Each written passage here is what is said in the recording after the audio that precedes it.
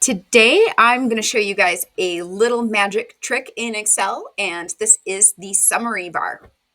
If you've never noticed this area, what I'm talking about is right down here. When you select cells in Excel, it will do calculations based on what you've selected.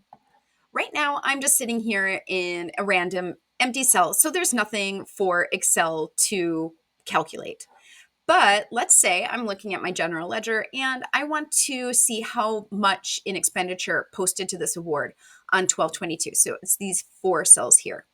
I'm going to go over here to the amount column and I'm just going to select those four cells just by clicking and dragging. Now you can see based on this data that I've selected, it's giving me a sum, it's giving me a count, and it's giving me an average. Another really cool thing that you can do is you can copy these values into your clipboard. If you just click on anything that you want to copy, so let's say I want to copy the sum, I'm just going to click on it. It doesn't give you any fanfare or any noise or notification that it's in your clipboard, but it is. If I click over here into another empty cell, just for purposes of this demonstration, I'm going to do Control V, and that is the value that I just selected. Okay, I'm going to delete that.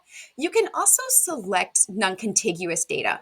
So let's say I want to look at values that posted on 12/22, and I also want to capture anything that Homer Simpson charged to this award. But obviously, I've got 12/21 in here in the middle of it, so I want to select two data sets. So I'm going to go over to G2, and I'm just going to select those four dates. Then I'm going to hold down the Control button, and I'm going to start over here.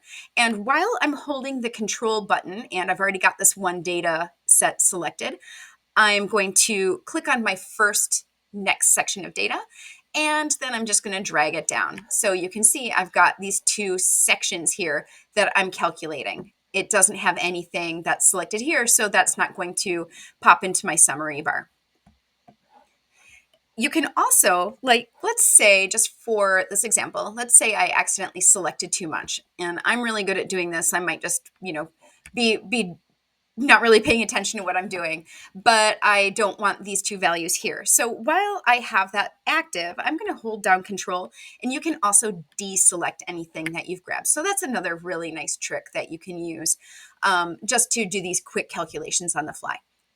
I hope you liked this one. I have to admit, I was late in my Excel game by the time I had a friend show this to me, and it was a complete game changer. I use it all the time, and it really has allowed me to do my job much more effectively and much more quickly. So, if you have not used this before, I recommend checking it out. It is really going to be a game changer for you.